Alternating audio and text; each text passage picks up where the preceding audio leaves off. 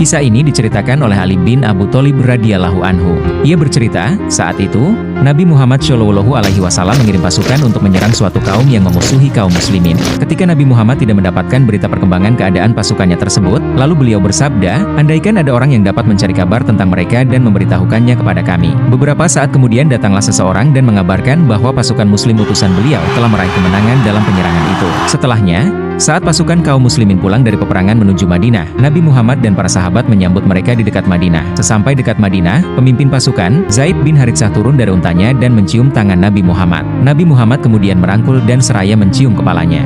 Lalu, Zaid diikuti oleh Abdullah bin Rawahah dan Qais bin Ashim. Nabi Muhammad merangkul mereka berdua. Selanjutnya, seluruh pasukan berkumpul di depan Nabi Muhammad. Mereka mengucapkan salam kepada Nabi Muhammad dan beliau menjawab salam mereka. Kemudian Nabi Muhammad bersabda, "Ceritakanlah apa yang terjadi selama bepergian kepada saudara-saudara kalian yang berada di sini, agar aku memberikan kesaksian dari apa-apa yang kalian ucapkan, karena Jibril telah memberitahukan kepadaku tentang kebenaran yang kalian ucapkan." Salah seorang pasukan kemudian menjawab, "Ya Rasulullah, ketika kami berada di dekat pasukan lawan, kami mengutus seorang mata-mata dari pihak mereka agar memberitahukan kepada pasukan kami mengenai kondisi dan jumlah mereka. Kemudian mata-mata tersebut menemui kami dan berkata, jumlah mereka 1.000 orang, sedangkan jumlah kami 2.000 orang. Namun, yang 1.000 pasukan lawan itu hanya menunggu di luar benteng kota, sedangkan yang 3.000 menunggu di jantung kota. Mereka sengaja menggunakan tipu daya dengan berbohong bahwa kekuatan mereka hanya 1.000 tentara supaya kami berani melawan dan mereka memenangkan pertempuran."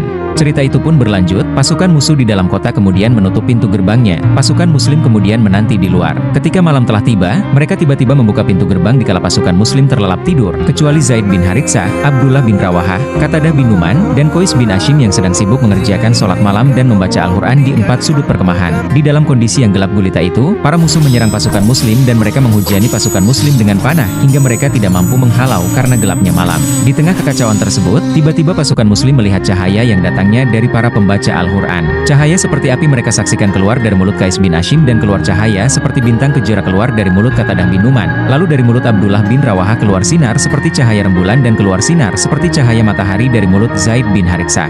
Keempat cahaya itulah yang menerangi pasukan muslim dan membuat gelapnya malam berubah seperti hari masih siang. Akan tetapi pasukan musuh tetap melihat seakan masih dalam keadaan gelap. Sang panglima perang, Zaid bin Haritsah, kemudian memimpin pasukan muslim memasuki daerah lawan. Pasukan muslim dapat mengepung, membunuh sebagian mereka dan menawan mereka. Selanjutnya mereka mampu memasuki jantung kota dan mengumpulkan ghanimah, harta rampasan perang.